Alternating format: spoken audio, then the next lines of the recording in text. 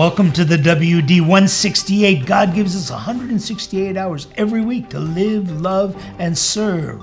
This is our take on this 168 from the Western Diocese. We begin our news today with the common denominator on all stories, namely prayer. Can you believe it? It has been 1 year since we began this show. 1 year ago, with the death of Kobe Bryant, we went on the air to give a different look at the world. Sort of a, spray clear and unrust view of life as we should experience as a people of faith. A different take on the same news you hear from here and there. We've been coming to you every week since, looking at the 168. Although when we started, we never imagined what laid ahead. With COVID-19, pandemic, the racial unrest, to protests on our streets, to explosions in the port of Beirut, to the inhumane acts imposed on Artsakh and Armenia by its neighbors, and the war that left so many dead and displaced, we've been there because the church has been there.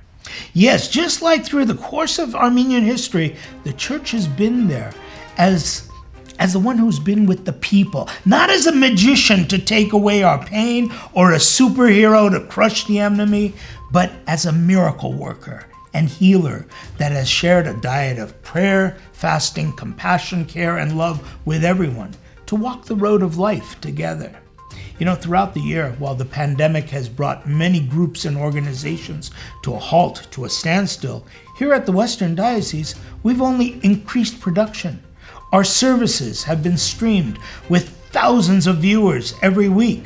Our social media presence ensures that prayers, messages, healings are distributed throughout the world.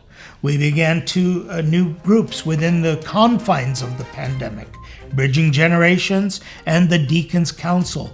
Both groups actively meeting to meet the needs of the community, not only now, but in years to come. We brought you prayer services by families, by young people, by deacons, priests, and laity, messages of hope and compassion from the greats like St. Gregory of Noteg to words from children today.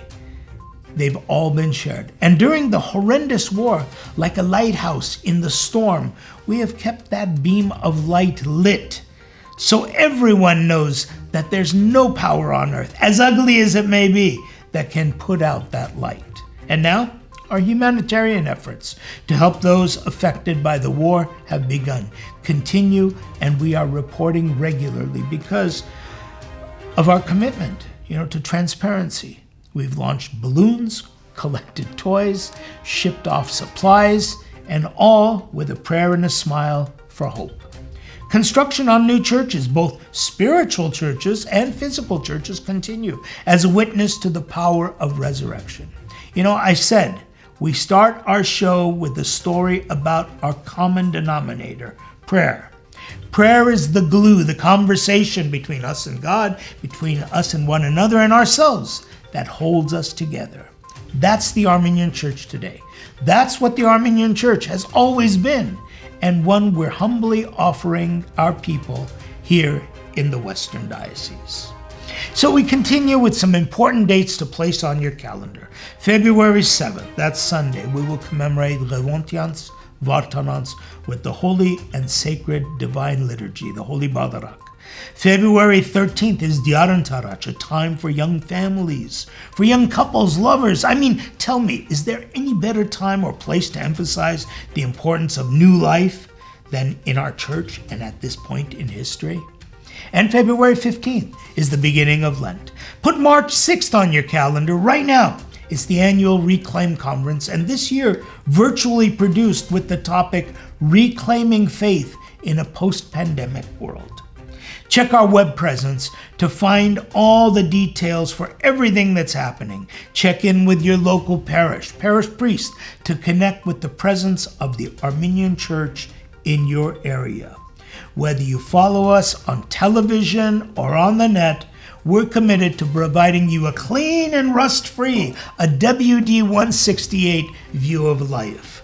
We take this opportunity to thank His Eminence Archbishop Hovnan Derderya, the primate of our diocese, for his vision and direction, and we thank the wonderful staff at the media department headed by Aram and Vahe for producing the many hours of content that you enjoy.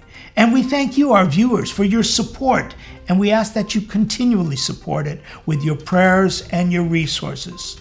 I look forward to seeing you either in church. Remember your mask. Remember, the mask doesn't separate you from God, but not wearing one may separate you from your loved ones. Or I'll see you on the net or next week as we look at that 168 from the WD.